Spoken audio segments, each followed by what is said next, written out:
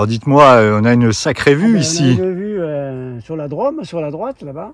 Et si on va plus loin, quand on se retourne, qu'on va vers l'Ardèche, on a une route qui va directement en Ardèche. C'était la route qu'utilisaient les convois. Hein. C'est la route qui passait par le Massif central. Hein. C'est-à-dire si on la suit, Saint-Paul-le-Jeune, Aubenas, après il y a le Puy, et vous arrivez à Clermont-Ferrand. C'est là où passaient les convois. Hein. C'était moins dangereux que la vallée du Rhône. Vue du château de Montalet. Édifice perché sur un oppidum dont on se demande comment au Moyen-Âge on pouvait construire de tels édifices si haut sur une colline. Si de loin on ne voit que quelques ruines monumentales, vu de près on pourrait presque y habiter.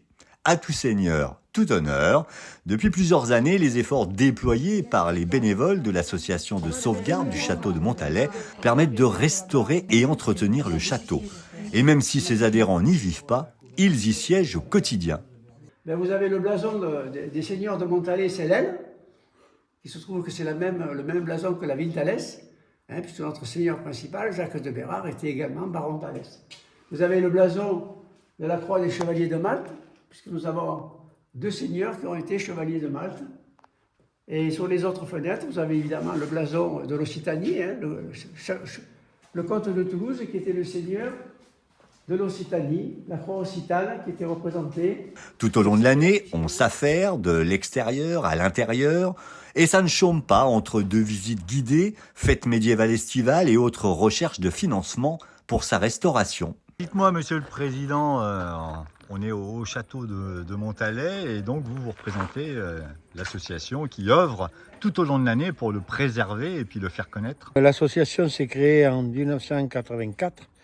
Quand la façade s'est effondrée, et on s'est dit, les gens du village se sont dit, si on fait rien, eh bien, ça va continuer à se détruire, et il y a une partie de l'histoire de nos anciens qui va s'évanouir.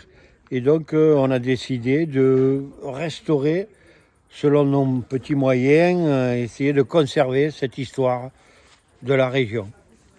Nous avons en 1997, fait une demande de classement pour nous permettre d'avoir des architectes des bâtiments de France qui nous conseillent pour la restauration du site.